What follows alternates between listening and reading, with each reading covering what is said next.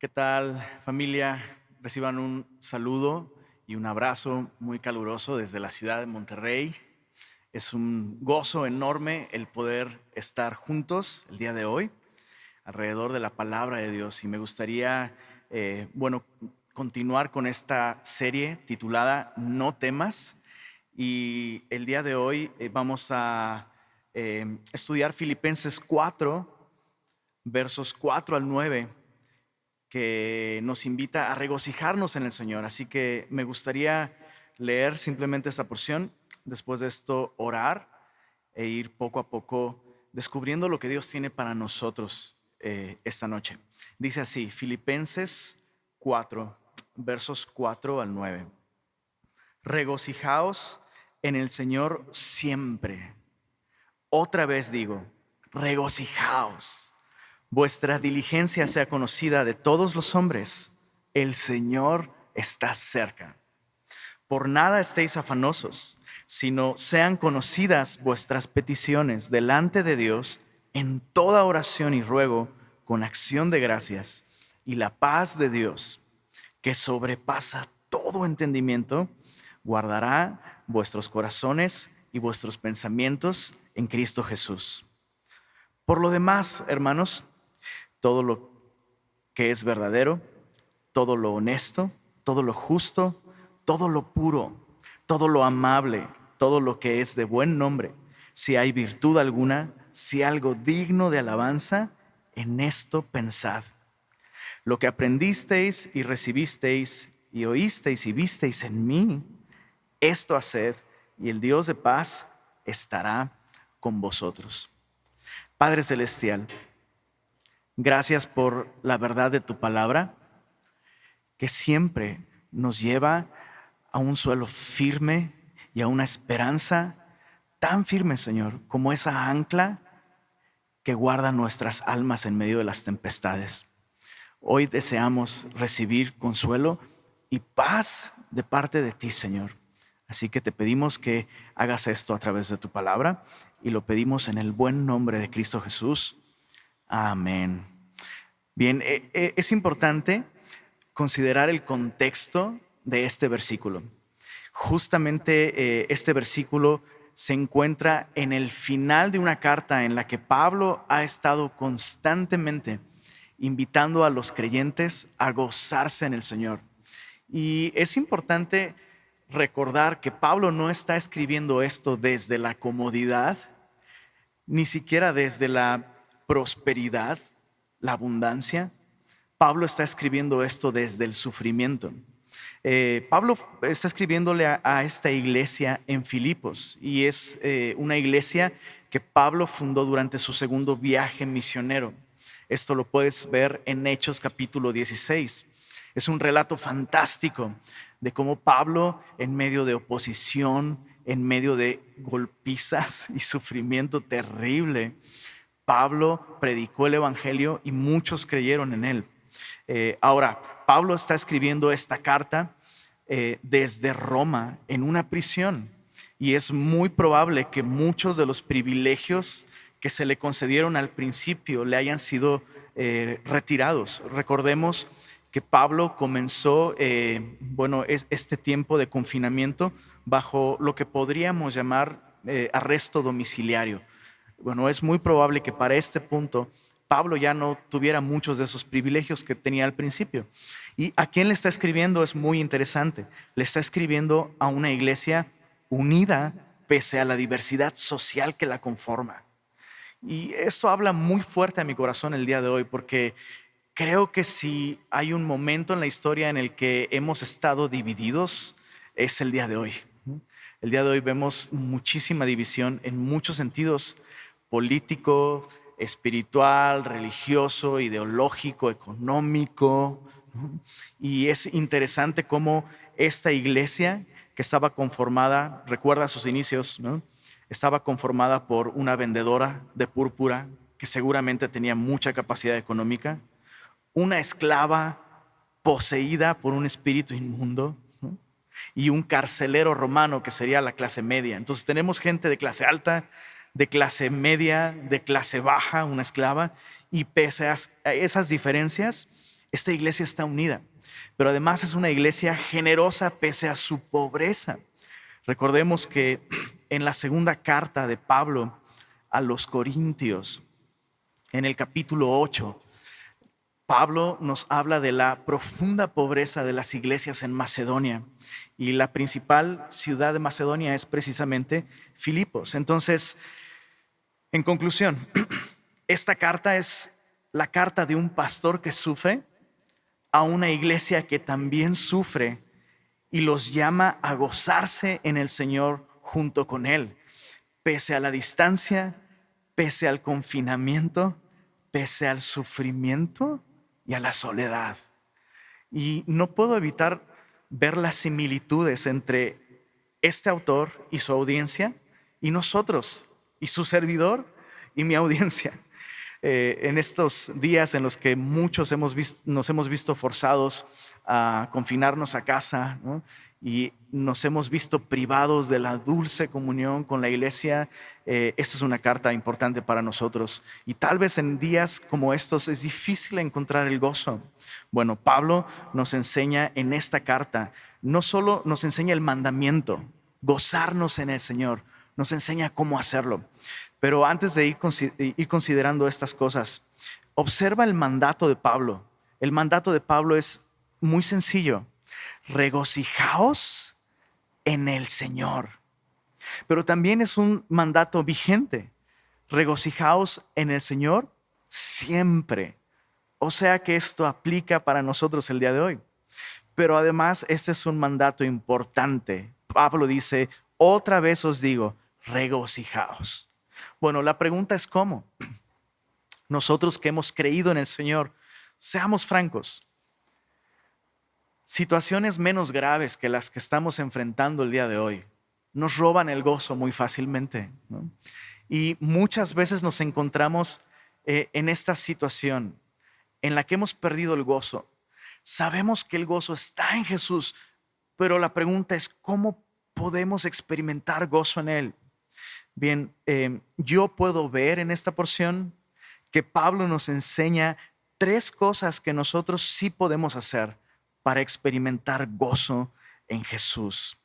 Tal vez hay más de 3, pero el día de hoy yo solo puedo ver 3. Y te las digo. Pablo nos dice, haz estas 3 cosas. Recuerda que el Señor está cerca, ora por todo y piensa en todo lo verdadero. Veamos la primera. Recuerda que el Señor está cerca. Dice Pablo aquí, versos 4 y 5. Regocijaos en el Señor siempre. Otra vez digo, regocijaos.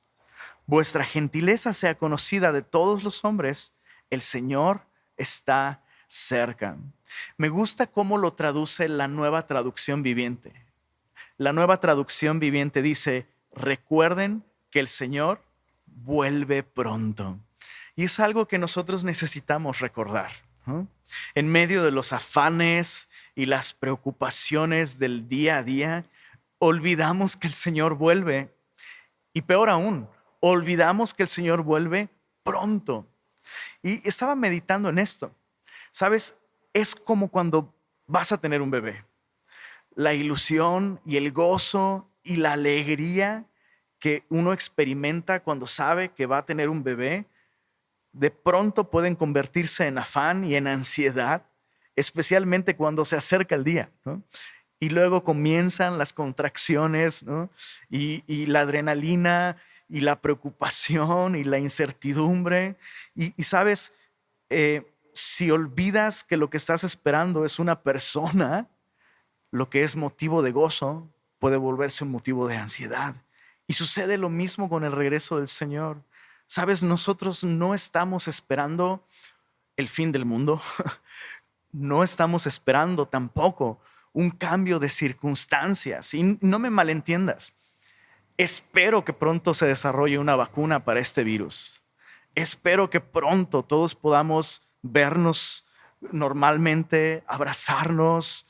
Espero que no haya una recesión económica. De verdad, espero esas cosas. No deseo que las circunstancias sean más graves, pero mi esperanza no está en esas cosas. Mi esperanza no está en la comunidad científica. Mi esperanza no está en la seguridad económica.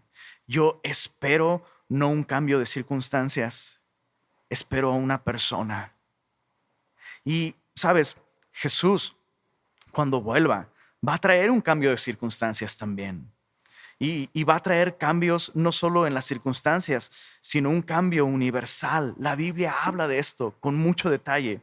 La Biblia nos dice que cuando Cristo vuelva, Él traerá cielos nuevos y tierra nueva. Piensa en esto. Va a ser genial lo que Jesús traiga consigo. Va a traer un nuevo orden de las cosas, nuevos elementos, nuevas leyes de física, de química, de biología. Un mundo en el que no va a haber virus, no va a haber enfermedad, no va a haber cansancio. La Biblia incluso dice, no va a haber más dolor, ni más llanto, ni más muerte. Va a ser genial. Anhelo eso. Pero lo que más anhelo es a la persona de Jesús. Y eso es lo que tú y yo debemos recordar, que estamos esperando una persona. Ayer platicaba con mi esposa sobre esto, justo esto. Y en un momento, mientras meditábamos en cómo estamos esperando una persona, recordaba las palabras de la Biblia, ¿no? Pedro dice que le amamos a Jesús, le amamos sin verle, pero un día vamos a verlo. Piensa en esto, piensa en esto. Un día vamos a ver esos ojos como llama de fuego. Y un día vamos a escuchar el tono de voz de un Dios que se hizo hombre.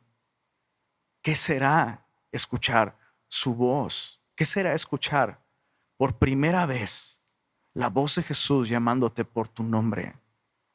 Y sentir sus manos, las manos que nos formaron del polvo y que nos redimieron en una cruz siendo clavadas, enjugando las lágrimas de nuestros ojos. Eso es lo que tú y yo esperamos. Esperamos a Jesús. Esperamos una persona. Entonces, la Biblia, me encanta esto. La Biblia me invita a recordar que Jesús vuelve y vuelve pronto. Y me gusta esto porque Pablo dice, gózate en esto. Gózate en recordar que el Señor vuelve. Me gusta que la Biblia no niega el sufrimiento, ¿sabes? La Biblia no está diciendo, no, actúa como si nada pasara. Apaga tus sentimientos, apaga tus emociones, tú declara en fe que todo está bien. No, la Biblia no me enseña eso. La Biblia reconoce nuestro sufrimiento, reconoce nuestra ansiedad, reconoce nuestro dolor, pero nos dice, sí, en el mundo tendrás aflicción, pero hay algo más grande y más duradero que el mundo, y es Jesús. La Biblia me dice que a pesar de mi sufrimiento el día de hoy, me puedo gozar porque ahora está más cerca de nosotros nuestra salvación que cuando creímos. Romanos 13:11. Entonces, la Biblia me llama a recordar que Jesús vuelve pronto, no a imaginar una realidad que pudiera o no pudiera ser.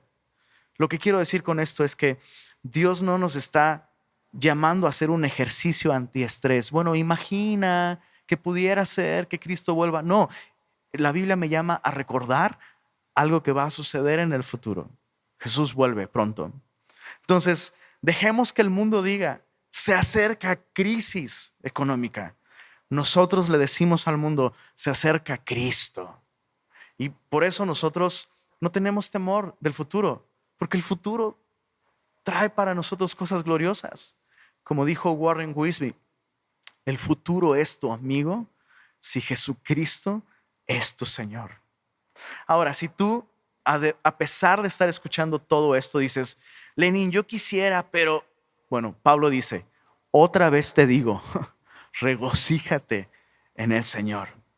Entonces, lo primero que tú y yo podemos hacer es recordar esto. Muchas cosas no las podemos hacer, pero sí podemos hacer esto, recordar que Jesús vuelve pronto. Antes de dejar este punto, hay un efecto interesante que sucede en nuestros corazones cuando empezamos a experimentar gozo en la persona de Jesús. nuestra gentileza comienza a ser manifiesta a los demás. Eso es algo necesario el día de hoy, ¿sabes? Necesitamos vivir en este gozo que nos lleva a actuar de un modo gentil con todos los hombres. Y especialmente en este tiempo en el que todo mundo está viendo por sí mismo, ¿no? Yo puedo ver de un modo muy bello que la Biblia describe la gentileza que estamos llamados a demostrar ante todos los hombres. En Filipenses 2, versos 3 al 8 dice así: nada hagáis por contienda o por vanagloria, antes bien con humildad, estimando cada uno a los demás como superiores a él mismo, no mirando cada uno por lo suyo propio, sino cada cual también por lo de los otros. Haya pues en ustedes este sentir que hubo también en Cristo Jesús, el cual siendo en forma de Dios, no estimó el ser igual a Dios como cosa a que aferrarse, sino que se despojó a sí mismo, tomando forma de siervo, hecho semejante a los hombres, y estando en la condición de hombre, se humilló a sí mismo, haciéndose obediente hasta la muerte y muerte de cruz. Y eso es la definición de gentileza. No ver por nosotros mismos, sino ver por lo de los otros, despojarnos de nosotros mismos para que otros puedan ser bendecidos, ser edificados, y una actitud de obediencia a Dios el Padre, que a veces tiene que manifestarse en obediencia a nuestras autoridades, ¿verdad? Necesitamos esto. Entonces, número 1, recuerda, el Señor vuelve pronto. Número 2, para gozarme en el Señor, ora por todo. Y una vez más, me gusta la traducción, la nueva traducción viviente. La nueva traducción viviente dice: no se preocupen por nada, en cambio, oren por todo. Voy a repetirlo, me encanta, es muy sencillo. No se preocupen por nada, en cambio, oren por todo. Me gusta esto. ¿Sabes? Quejarte de todo con todos no es orar. Y la Biblia nos invita a ir delante del Señor con toda oración. Esto me gusta porque significa que no hay un solo tema de conversación que no puedas traer ante el Señor. Verás, he descubierto que muchos cristianos dejan de orar porque en sus corazones hay emociones, ideas o intenciones que consideran que no pueden traer delante del Señor. Hay una idea falsa de que hay solo un tipo de oración que agrada a Dios. Oraciones llenas de fe, elevadas desde el gozo, desde la certeza. Y sabes, sería ideal orar siempre de esa manera, pero eso es irreal. Y la Biblia nos invita a venir delante del Señor con toda oración.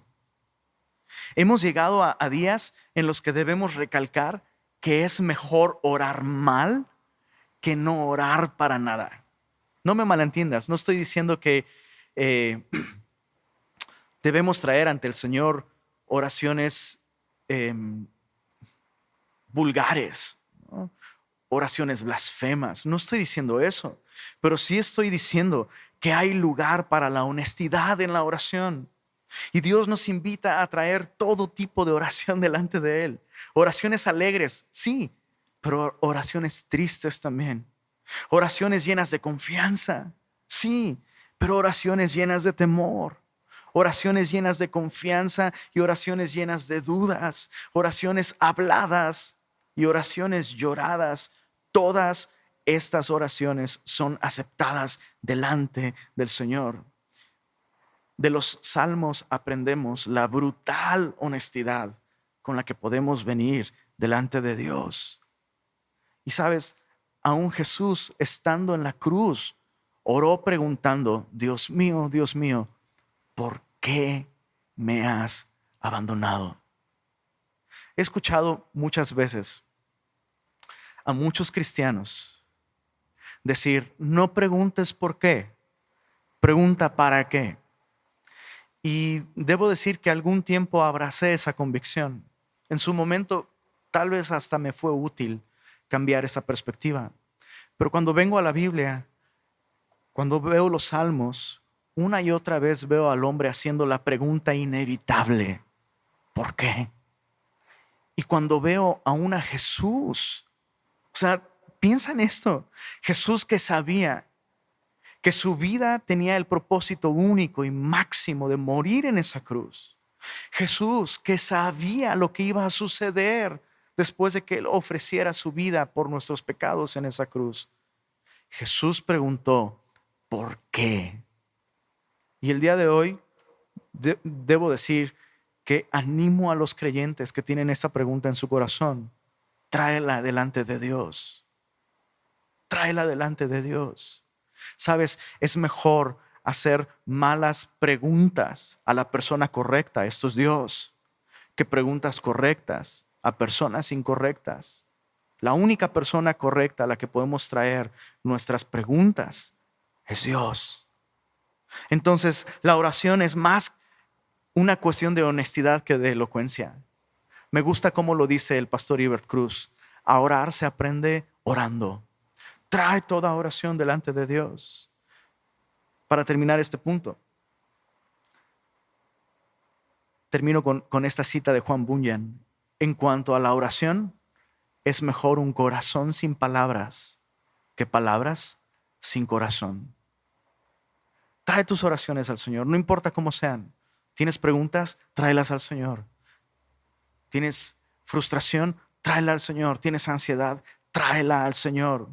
Me gusta cómo lo dice Romanos capítulo 8, verso 26. Y de igual manera el Espíritu nos ayuda en nuestra debilidad. Pues ¿qué hemos de pedir como conviene? No lo sabemos, pero el Espíritu mismo intercede por nosotros con gemidos indecibles. Entonces, quejarte en Facebook, quejarte en Twitter, quejarte con tu familia, no va a solucionar nada. A veces pienso que vamos ante otras personas con nuestras quejas, porque estamos buscando personas que se quejen con nosotros, cuando todo el tiempo tenemos acceso a una persona que puede cambiar nuestro corazón.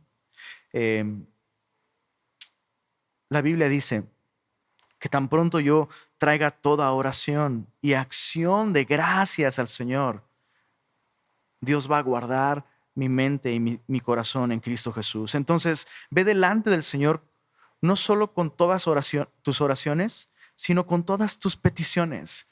No solo hay lugar para reconocer nuestras angustias y nuestro estado emocional ante el Señor. Podemos pedirle cosas al Señor. Con la gente solo puedes desahogarte, pero al Señor puedes pedirle. Puedes pedirle. Y otra cosa muy importante, ve delante del Señor con acciones de gracias. Hay un pastor que dijo: haz de todos los días un día de acción de gracias. Me gusta esto, me gusta. ¿Sabes? Porque la gratitud es algo que podemos practicar todos los días, pero con mucha frecuencia nos cuesta trabajo experimentar gratitud. ¿Por qué? Porque estamos enfocados en muchas otras cosas, menos en las cosas por las que podríamos agradecer. Estaba meditando en cómo la gratitud es como un músculo. Y si no lo ejercitamos, no podremos levantar nuestro propio peso cuando la vida se vuelve pesada. Entonces, te invito a hacer este ejercicio. Esta semana hicimos este ejercicio para ejercitar el músculo de la gratitud a través de la oración. Mi familia y yo, mi esposa y yo, estuvimos meditando en las razones por las que podríamos agradecer a Dios en medio de esta circunstancia en la que nos encontramos, específicamente acerca de este virus, ¿no? El COVID-19. Y meditando en todas las cosas que podríamos agradecer, terminamos con una lista enorme. Te comparto algunas cosas. El día de hoy tenemos tecnología que le permite a la comunidad científica compartir información de un modo rápido y actuar rápidamente. El día de hoy ya se están desarrollando posibles vacunas. No sabemos si eso va a concretarse o no, pero gracias a Dios por la tecnología. El día de hoy tenemos comunicación que le permite al resto de los países prepararse ante la llegada inminente de un virus. El día de hoy tenemos empleos que le permiten, a lo mejor no a todos los sectores de la población, pero a muchos sectores de la población les permite trabajar desde casa. ¿No das gracias a Dios por eso? El día de hoy tenemos un cambio de prioridades en medio de todo esto. Yo estaba meditando esto, cómo estamos siendo sacudidos de nuestra falsa lista de prioridades que teníamos. Algunos están descubriendo por primera vez lo genial que es estar con su familia. Eso es impresionante, ¿no? Otros estamos valorando demasiado la libertad que teníamos y el privilegio que teníamos de congregarnos y de tener comunión con la iglesia. Entonces, te invito a que hagas esto. Ejercita el músculo de la gratitud por medio de la oración. Recuerdo el caso del pastor Matthew Henry, el comentarista Matthew Henry. En cierta ocasión él fue asaltado y llegando a su casa, después de regresar a su casa quejándose, se puso a meditar en las razones que tenía para agradecer a Dios y empezó a escribir en un papel y empezó: puedo agradecer que yo tenía algo que me robaran cuando la persona que robó no tenía nada. Puedo agradecer que solo me robaron y tenía poco, así que no me robaron mucho. Puedo agradecer que sigo vivo. Puedo agradecer que no tuve que robar. Y Matthew Henry terminó con una lista gigantesca de razones para agradecer a Dios. Y su frustración se volvió en alabanza. Entonces, me gusta esto. La oración, sabes, no me garantiza recibir lo que pido, pero sí me garantiza recibir lo que necesito: gozo y paz. En palabras de Pablo, él dijo lo siguiente, dijo: y la paz de Dios, en el verso 7, y la paz de Dios que sobrepasa todo entendimiento, guardará vuestros corazones y vuestros pensamientos en Cristo Jesús. Me gusta esta idea. La paz de Dios guardará nuestro corazón. Esta palabra guardará significa guardar y proteger por medio de una guardia militar, evitando un ataque hostil desde el exterior o evitando que habitantes de una ciudad sitiada salgan de ella. En otras palabras, la paz de Dios evita que situaciones externas le hagan daño a mi corazón, pero también la paz de Dios evita que mi corazón se desboque y, digámoslo así, agarre monte, ¿no? Y se aleje del Señor. La paz de Dios puede guardar nuestro corazón. Y me llama la atención esto, cómo todo comienza con el corazón para Dios. Y esta paz sobrepasa nuestro entendimiento porque guarda nuestros corazones. Lo que aprendo de esto es que no necesitamos explicaciones para tener paz. No necesitamos un cambio en las noticias para tener paz. Necesitamos confiar en el Señor para tener paz. Piénsalo de esta manera. Aún antes del COVID-19, muchos vivíamos angustiados y sin paz, ¿no?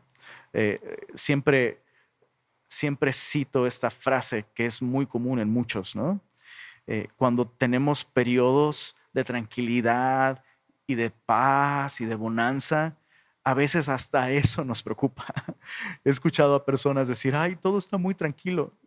He escuchado esto literalmente. Yo creo que todo me va tan bien que yo creo que ya me voy a morir, ¿no? Y es impresionante cómo aún en situaciones favorables no tenemos paz. ¿Por qué? Porque no estamos orando por todo. Así que Pablo nos dice: recuerda, el Señor vuelve. Número 2, ora por todo. Y número 3, piensa en lo verdadero. En los versos 8 y 9, Pablo dice lo siguiente: por lo demás, hermanos, todo lo que es verdadero, todo lo honesto, todo lo justo, todo lo puro, todo lo amable, todo lo que es de buen nombre, si hay virtud alguna, si algo digno de alabanza, en esto pensad. Y en el griego es un término muy enfático que significa Fija tu mente en estas cosas. Lo que aprendisteis y recibisteis y oísteis y visteis en mí, esto haced, y el Dios de paz estará con vosotros. Entonces la Biblia me llama a pensar en esto, a fijar mi mente en estas cosas. Es importante entonces analizar de qué estoy llenando mi mente. Me gustó mucho lo que dijo el pastor Genaro el lunes, ¿no? No hagas de las noticias tu devocional. Aquello de lo que llenas tu mente va a afectar tu corazón inevitablemente. No puedo cambiar mi corazón, pero sí puedo cambiar mi modo de pensar. Como decía el pastor Charles Spurgeon, no puedes evitar que los pájaros vuelen encima de tu cabeza, pero sí puedes evitar que hagan un nido en ella. Y hoy podríamos decir, puedes evitar que los tweets de los pájaros llenen tu mente. El pastor Fermín Cuarto dijo esto en su cuenta de Twitter: cuida tu mente en este tiempo, úsala correctamente, no te hundas en pensamientos que te llenen de afán y de miedo. Y continuó con el tweet, dijo, checa, es mejor que haga memoria de las obras del Señor. Sí, haré memoria de tus maravillas de antaño. Salmos 71:11, Reina Valera contemporánea. Entonces, fija tu mente en esto. ¿En qué? Bueno, el texto dice, todo lo que es verdadero, todo lo honesto, todo lo justo, todo lo puro, todo lo amable, todo lo que es de buen nombre, si hay virtud alguna, si algo digno de alabanza, en esto pensad. ¿De qué está hablando Pablo? Bueno, en el siguiente versículo Pablo dice, lo que aprendieron y recibieron y oyeron y vieron en mí. En otras palabras, el mensaje de la Biblia, el Evangelio que apunta a Jesucristo. Necesitamos venir a la Biblia y llenar nuestra mente de la Biblia si queremos pensar y ver las cosas como Dios las ve. Entonces, fija tu mente en el Cristo al que la Biblia apunta. Me encanta cómo Cristo encaja en esta definición. Cristo es verdadero. Cristo es honesto. Cristo es justo. Cristo es puro. Cristo es amable, que no significa que Él trata a la gente con educación, sino que Él despierta nuestro amor y nuestro afecto. Cristo es de buen nombre. Cristo está lleno de virtud. Cristo es digno de alabanza. La Biblia me revela a Cristo, así que debo pensar en la Biblia. Termino con esto. Observa lo que dice el verso 9.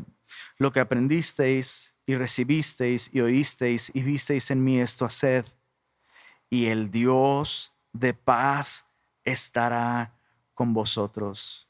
Me gusta cómo toda esta porción menciona dos conceptos muy interesantes: la paz de Dios y el Dios de paz. Puedo obtener la paz de Dios orando por todo, pero solo puedo obtener al Dios de paz confiando en Cristo. ¿Qué es lo que prefieres? ¿Solo la paz de Dios? Puedes recibirla. Puedes recibirla. Pero es mejor recibir al Dios de paz. ¿Cómo? Confiando en Cristo. Si todo lo que está sucediendo el día de hoy ha abierto tu corazón a este mensaje, hoy es tiempo de tomar una decisión. La Biblia nos dice que el problema más grande del hombre no es económico, no es un problema de salud internacional, no es un problema de educación, es un problema espiritual. La Biblia nos dice que todos los hombres hemos pecado y por tanto estamos destituidos de la gloria de Dios, y que la paga del pecado es muerte. No hay vacuna para esto, al menos no una que el hombre pueda elaborar. Pero la Biblia nos dice que Dios entregó a Jesús para pagar en la cruz todos nuestros pecados, de modo que quienes se reconocen pecadores y confían en Jesús pueden recibir vida eterna y perdón de pecados. ¿Cómo? Confiando en Cristo. Así que si tú quieres el día de hoy entregarle tu vida a Jesús y recibirlo como Señor, te invito a que hagas esta oración junto conmigo. Señor Jesús, hoy reconozco que no tengo paz y debo admitir que mi falta de paz no es algo reciente, es algo constante en mi vida. Hoy descubro que esta falta de paz es porque no tengo una relación contigo. Y la razón es mi pecado. Soy pecador. Hoy reconozco esto, Señor. Me arrepiento de todo corazón y pongo mi confianza en Jesús, a quien tú entregaste para mi salvación y para darme vida eterna. Señor Jesús, te recibo como mi Señor y Salvador. Entra en mi corazón y lléname de tu Espíritu. Amén. Quisiera terminar con una oración. Y debo confesarte que extraño mucho a la iglesia. Extraño mucho a mis hermanos. Ha sido terrible porque extraño muchísimo a mis hermanos de Semilla México. Esta semana he estado pensando en tanta gente. Mis amigos y hermanos de Semilla Tasco. Conocí a muchos en Semilla Toluca. He estado pensando en Cuernavaca, en Veracruz, en Querétaro, en fin, en Santa Mónica. Y sabes, debo confesarte algo. Estos 4 años he vivido extrañando a todas estas personas y esta semana he vivido extrañando a las personas que están aquí en Monterrey. Y me di cuenta que Pablo extrañaba a sus hermanos también porque estaba en prisión. Y la iglesia en Filipos, muchos de ellos también estaban en prisión. Y me gusta la oración que Pablo hace en Filipenses 1. Me gustaría invitarte a que hagamos de esta nuestra oración unos por otros en estos días. Dice así, Filipenses 1, versos 3 al 10, al 11. Se la voy a robar al apóstol Pablo y esa es mi oración por todos ustedes. Dice, doy gracias a mi Dios siempre que me acuerdo de vosotros. Siempre en todas mis oraciones, rogando con gozo por todos vosotros, por vuestra comunión en el Evangelio desde el primer día hasta ahora, estando persuadido de esto, que el que comenzó en ustedes la buena obra la perfeccionará hasta el día de Jesucristo. Dios no ha parado su obra por el COVID-19. Dios continúa su obra.